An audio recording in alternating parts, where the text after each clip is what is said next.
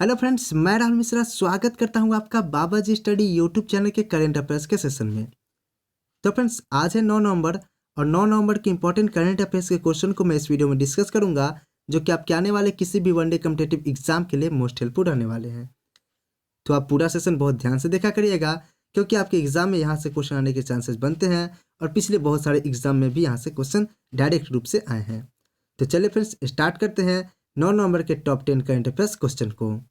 तो हमारा आज का पहला प्रश्न है, वर्ष 2020 के लिए पद्म विभूषण से सम्मानित किए गए लोगों में से कौन शामिल है।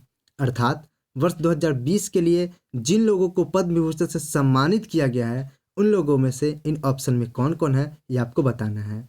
तो इसका जवाब बताने से पहले यहाँ पर एक आपका टर्म आया है, पद्म विभूषण।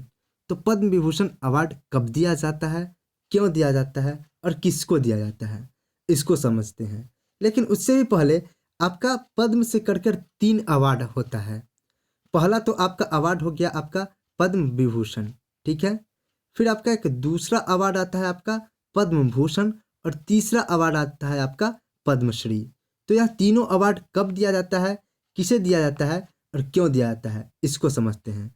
तो सबसे पहला अवार्ड अर्थात पद्म भूषण की बात करें, पद्म विभूषण की बात करें, तो असाधारण और विशिष्ट सेवा के लिए पद्म विभूषण अवार्ड प्रदान किया जाता है। फिर आपका दूसरे नंबर पर आता है पद्म भूषण अवार्ड। तो उच्च कोटि की विशिष्ट सेवा के लिए पद्म भूषण अवार्ड से सम्मानित किया जाता है। फिर आपका तीसरे नंबर पर आता है पद्मश्री अवार्ड। तो किसी भी क्षेत्र में विशिष्ट सेवा प्रदान करने के लिए पद्मश्री अवार्ड दिया जाता है।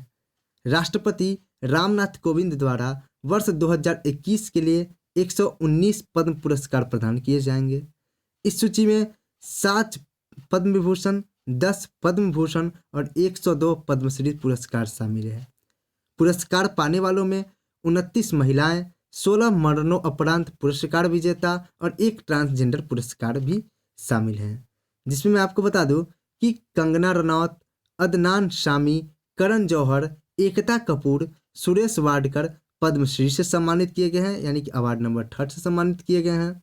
इसके अलावा पद्म विभूषण से सम्मानित होने वालों में अरुण जेटली, मैरी कॉम, सुषमा स्वराज, जॉर्ज फर्नांडिस, ये सारे लोग शामिल हैं। इसके अलावा भी बहुत लोग हैं। और आपको बता दें, एक आपका अवार्ड छूट गया पद्म भूषण। तो पद्म भूषण से सम्मानित होने वाले लोगों में पीवी सिंधु, वेणु श्रीनिवासन, जगदीश श्रेष्ठ और शेरिंग लडॉन, आनंद महिंद्रा इत्यादि शामिल हैं। यानी कि मेनली आपके एग्जाम में जो क्वेश्चन आएंगे वो क्वेश्चन आपके अरुण जेटली, मैरी कॉम और सुषमा स्वराज जैसी हस्तियों से ही क्वेश्चन आएंगे कि इन्हें कौन सा अवार्ड दिया गया, पद्म विभूषण दिया गया या पद्मश्री दिया गया या पद्म भूषण दिया गया। तो इन्हें पद्म विभूषण अवार्ड दिया गया। और मेरा उद्देश्य था आपको पद्म विभूषण, पद्मश्री और पद्म भूषण में आपका अंतर स्पष्ट करना। इसी कारण मैंने यह क्वेश्चन लिया और यह क्वेश्चन लेने का मूल वजह था आपका अरुण जेटली, मैरी कॉम और सुषमा स्वराज, जिसमें ये 2 लोग तो स्वर्ग सिधार गए हैं और मैरी कॉम जो है यह अभी जिंदा है और एक बड़ी हस्ती है। इस कारण से इन्हें पद्म विभूषण अवार्ड दिया गया। और पद्म विभूषण अवार्ड दिया भी क्यों जाता है, तो मैंने बताया असाधारण और विशिष्ट सेवा के लिए पद्म विभूषण अवार्ड प्रदान किया जाता है। तो फ्रेंड्स, ये थे क्वेश्चन नंबर 1 और उसके रिगार्डिंग इंपॉर्टेंट फैक्ट्स जो कि मैंने आपको बताया।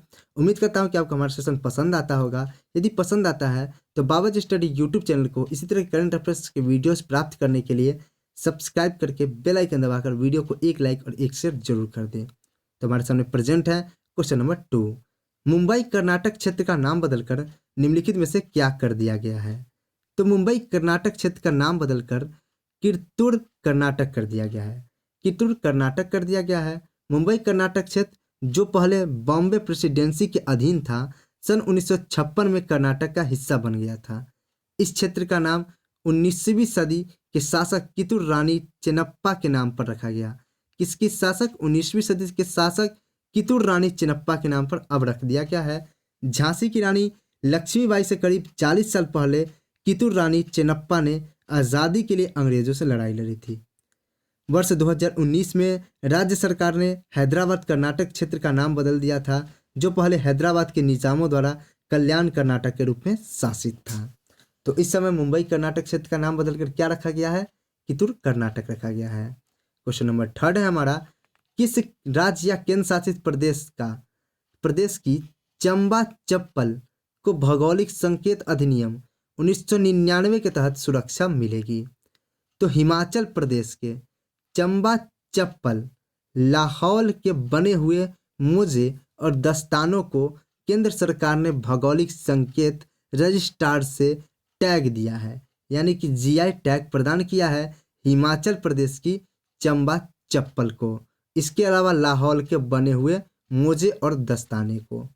जीआई अधिनियम के तहत इन उत्पादों के मूल क्षेत्र के उत्पादकों के अलावा अन्य उत्पादकों द्वारा पंजीकृत भौगोलिक संकेतकों के अधिकृत उपयोग और उल्लंघन के परिणाम स्वरूप अधिकतम 3 वर्ष की कैद भी हो सकती है यदि आप गैरकानूनी रूप से इस उत्पाद को बनाते हैं। तो हिमाचल प्रदेश सरकार ने यह किया है, यानी कि हिमाचल प्रदेश की सरकार को यह जीआई टैग प्रदान किया गया है। तो हिमाचल प्रदेश के मुख्यमंत्री कौन है? तो हिमाचल प्रदेश के मुख्यमंत्री जयराम ठाकुर जी हैं और राज्यपाल राजेंद्र विश्वनाथ आर्लेकर जी हैं। अगला क्वेश्चन नंबर 4 है, विश्व रेडियोग्राफी दिवस निम्न में से किस दिन मनाया जाता है? तो विश्व रेडियोग्राफी दिवस प्रतिवर्ष 8 नवंबर को मनाया जाता है। 8 नवंबर को विश्व स्तर पर विश्व रेडियोग्राफी दिवस मनाया जाता है। इस दिन लोगों के बीच रेडियोग्राफी के बारे में जागरूकता बढ़ाया जाता है। रेडियोलॉजिक टेक्नोलॉजी स्वास्थ्य सेवा में एक अहम भूमिका निभाता है। यह रोगियों की देखभाल करने में सहायता प्रदान करता है। एक्सरे लोगों के स्वास्थ्य संबंधी समस्याओं को खोजने में सहायता करती है। विश्व रेडियोग्राफी दिवस पहली बार सन 1912 में मनाया गया था। तब से लेकर आज तक लोगों में अवेयरनेस फैलाने के लिए विश्व रेडियोग्राफी दिवस प्रतिवर्ष 8 नवंबर को मनाया जाता है। अगला क्वेश्चन नंबर 5 है, चीन की स्पेस वॉक करने वाली पहली महिला अंतरिक्ष यात्री कौन बनी है? तो अंतरिक्ष यात्री वांग यापिंग अंतरिक्ष में चलने वाली पहली चीनी महिला की उपलब्धि हासिल कर ली है और इसी के साथ उन्होंने इतिहास रच दिया है अंतरिक्ष में चलने वाली पहली चीनी महिला का। वे निर्माणाधीन अंतरिक्ष स्टेशन से बाहर निकली और 6 से ज़्यादा समय तक उन्होंने अन्य गतिविधियों में हिस्सा लिया।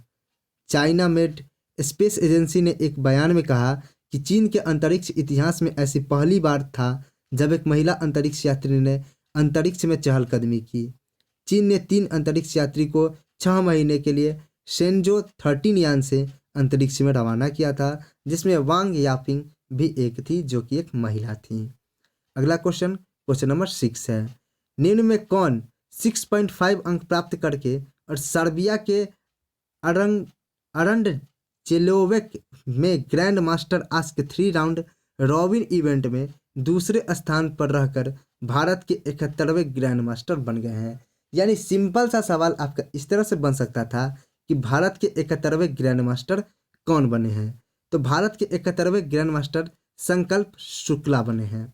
भारत के 71वें ग्रैंड मास्टर गुप्ता ने लगातार 3 टूर्नामेंट खेलकर केवल 24 दिनों में 3 आवश्यक ग्रैंड मास्टर मापदंड प्राप्त किए। 3 स्पर्धाओं में उनका रेटिंग प्रदर्शन 2599 और उससे अधिक रहा। ग्रैंड मास्टर का खिताब प्राप्त करने के लिए एक खिलाड़ी को 3 ग्रैंड मास्टर मापदंडों को सुरक्षित करना होता है और 2500 एलो पॉइंट्स की लाइव रेटिंग को पार करना होता है। एलो रेटिंग प्रणाली शतरंज जैसे शून्य योग वाले खेलों में खिलाड़ियों के सापेक्ष कौशल स्तरों की गणना करने की एक विधि है।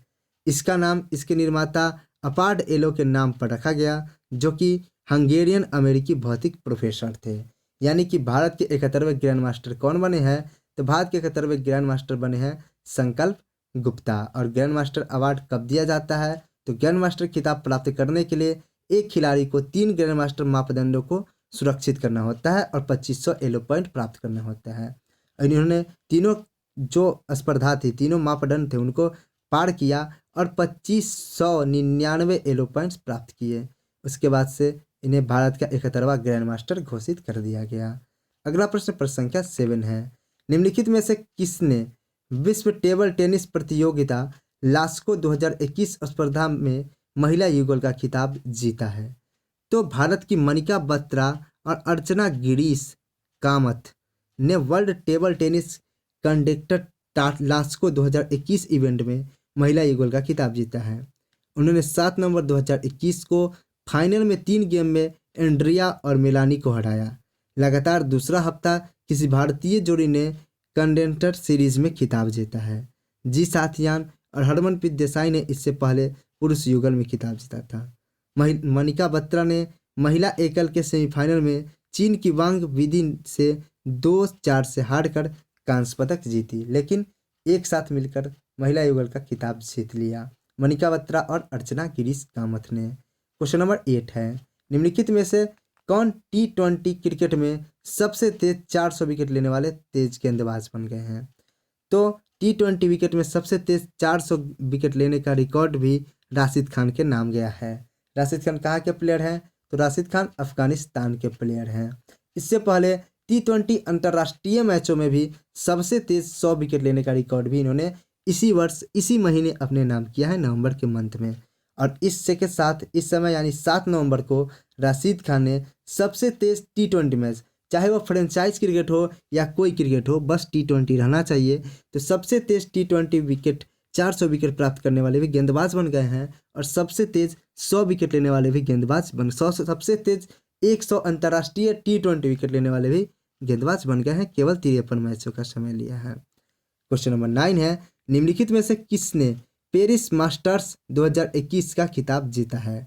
तो विश्व के नंबर 1 नोवाक जोकोविच ने 6ठा पेरिस खिताब जीतकर अपने नाम कर लिया है। उन्होंने फाइनल में 2020 के चैंपियन डेनियल मेदवेदेव को 4-6, 6-3, 6-3 से हराया। मास्टर्स खिताब ने जोकोविच का दूसरा रिकॉर्ड प्राप्त किया जब उन्हें 7वीं बार सीजन के अंत में विश्व नंबर 1 घोषित किया गया। तो अगला प्रश्न संख्या 10 है, जो कि आज का आखिरी प्रश्न है कि निम्नलिखित में से किस राज्य ने राज्य भर में कक्षा 1 से 10 तक के सभी छात्रों के लिए पंजाबी को अनिवार्य विषय बना दिया है? तो आपको ऑप्शन से देखकर पता लग गया होगा कि वह कौन सा राज्य हो सकता है। तो वह राज्य है पंजाब। पंजाब सरकार ने राज्य भर में 1ली से 10वीं तक के सभी छात्रों के लिए पंजाबी को अनिवार्य विषय के रूप में सख्ती से लागू करने के लिए कैबिनेट ने Punjab learning of Punjab and other languages act 2008 में संशोधन को मंजूरी दी।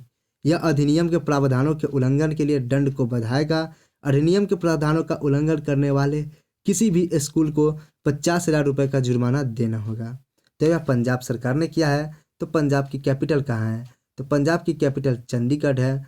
पंजाब में लोकसभा की कितनी सीटें हैं? तो पंजाब में लोकसभा की 13 सीटें हैं।